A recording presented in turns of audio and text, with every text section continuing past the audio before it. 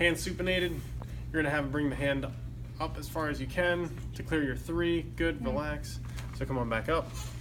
And you're gonna come into across the most distal portion of the metacarpals. Don't pull you down. Too strong. Good. So let's say you couldn't flex the simple less than 2. Go ahead and just, you're supporting the hand. Can you bring your wrist? Oh, there we go. Beautiful. And in this position, I can be palpating the tendons of the flexor. So if he's unable to achieve that motion, I can start to feel that twitch. Those tendons are going to become more prominent if there's no associated motion. So for extension, can you bring the wrist up for me? Good. Hold there. Don't let me pull down. Relax. Any pain with that? Yeah. Pain up here? So same idea that if he's unable to get the 3, you're supporting here. And again, you're just you're palpating at the distal wrist. Go ahead and just bring your wrist back. And again, you're just getting your, for your less than 2 out of 5 with those ones. Questions? So what we'll do is we'll go through, I know there's a lot of this stuff, but again, it's pretty simple things for a good amount of like the less than 2s. So then that way you have that and time to review for your shoulder before we start the skill checks. We'll start that, about 2:45, so that'll give you time to run through this and a little bit more than a half hour to review. So we're just gonna keep marching forward. So for the MPs, what we're gonna do is keeping your finger straight. Can you bring your hand up for me? Good, so you can test them as a group. So you're gonna go over the distalmost part of the proximal phalanx here. Don't let me pull down. Good. Or you can start to isolate. So can you bring this finger up for me? And you can start to, and then you can block each individual one to try to isolate for that. So that may come in, because flexor tendon injury, secondary like laceration, things like that. So being able to isolate, in that hand therapy setting, you'd want to be able to isolate and block the other motions. That also may be part of your rehabilitation, because if they had a repaired 3rd flexor tendon, they may need to start being able to isolate that type of motion. So being able to block the other digits and allow for that isolated firing can help with the retraining. So what you're doing is you're stabilizing the metacarpals here for less than 2 out of 5. Go ahead and just try to bring your fingers, keep your fingers straight, bring them down there, very good. If you're unable to see motion, you're in the same area where you're stabilizing the metacarpals, you're gonna be feeling for any type of muscle contraction, palpating for that there, for your trace.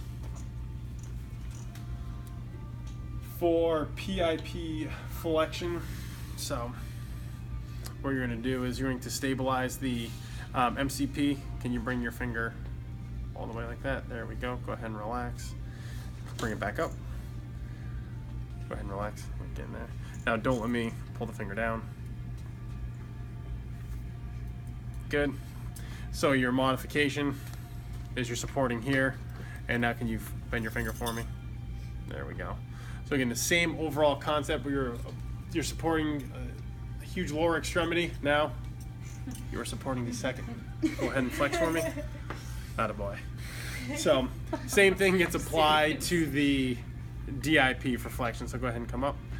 Don't let me pull down here. And you're just stabilizing at just proximal to the joint, because again, you don't want to be down here because you're assessing all 3. So you want to be in here and assessing DIP flexion. Same idea, neutral. Support even further down, being able to see if you can isolate there. Alrighty. So for extension of the MPs, you're going to be pronated. Can you bring your fingers up for me? So again, he's there. You can test them as a group. Again, you're stabilizing at the metacarpals. You can apply pressure there. Relax any pain. That's in the elbow. Yep. Actually, just hold your finger here. Pain? Like a little bit. Up here? Yeah, it just feels. Okay. Yeah, that's nice. It's a special test for lateral epicondylitis. I think, was it Mills or Maudsley? Something with an M. You have golfer's elbow. You have tennis elbow. So, and again, the same idea for the extension. You're going to slightly flex them. Is it Cousins? Okay. Cousins. Goes. We'll edit this out of the video. Does not start with an L. If we're All right, I'm wrong. out. If we're wrong, we'll Have edit us it take out. this. So go ahead and just straighten your. There we go. Modified there. Finger abduction. Don't put your fingers together. Cheating. I get to working on those. No. Is there a machine for this? I guess it's therapeutic. Yes. So that is the for greater than 2+ out of 5. Again, if you're unable to, you're supporting the hand kind of in neutral, and you're feeling to palpate if they're able to separate at all. There we go. Again, you're just trying to take some support out. They talk about keeping, again, everything pronated. You're just supporting here, and then it comes to more. If they get partial movement, that's a 2. If there's no movement but a twitch, it's a 1. Don't worry about 2+ or anything like that. Just know partial movement with the support is a 2. Muscle twitch is the 1. Yeah. Adduction. Don't pull your fingers apart. So weak. So you're gonna be able to do that to pretty much anything. So and again, what you're doing is you're gonna place the fingers in abduction if they're unable to, and if you're able to, bring your fingers together for me. Again, he's got partial motion. It's your 2. You feel just a twitch. It's a 1. So for the thumb, again, now moving into MP flexion. Again, isolating just the flexion at this joint here. So can you bring your thumb down? Good, hold there. Don't let me pull up. Good. Any pain with that at all? Good. So that is for your, again, they look at, you can assess if they have partial motion. There's no gravity minimized position for this. And you're doing the same thing for thumb IP flexion. So go ahead and bring the thumb down there. Don't let me pull your finger straight. And relax. Good. That's that. Yeah. Questions with those flexion ones? Extension, you're coming back up here. And again, you want to make sure that you're supporting here so you're not crossing at the CMC joint too, because we'll do the AB and adduction in a second. So again, if you're holding here, don't let me press down. Relax. So, any pain with that?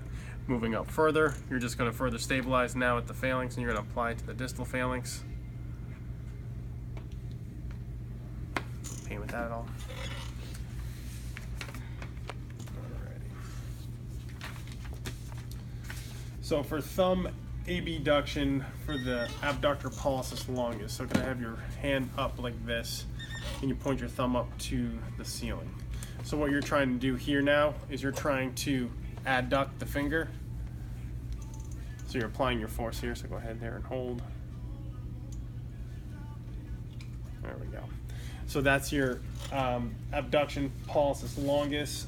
For the abductor pollicis brevis, this talks about kind of like a handshake type, where you're going to now bring your thumb up. So you're blocking some of the motion. The same idea is now you're still starting to try to adduct there. But again, you're blocking some of that extra motion from occurring. So they talked in the text about like a handshake type thing. You're just kind of blocking the motion there. For the less than 2 out of 5, again, what you're looking to do is you're placing them into an adducted position, seeing if they're able to either start to fire or partially move into that abducted position. So that's that. And then adduction, pronated. Can you bring your thumb next to your index finger for me? Good. Hold there. Don't let me pull your thumb apart. Good. And then again, for less than 2, you're trying to come into here. You're palpating. Are you able to bring your thumb down? So again, you're supporting it in abduction, and then having them start to try to fire again. Partial motion or being able to palpate here would indicate that palpable contractions of 1, slight motions of 2. Questions?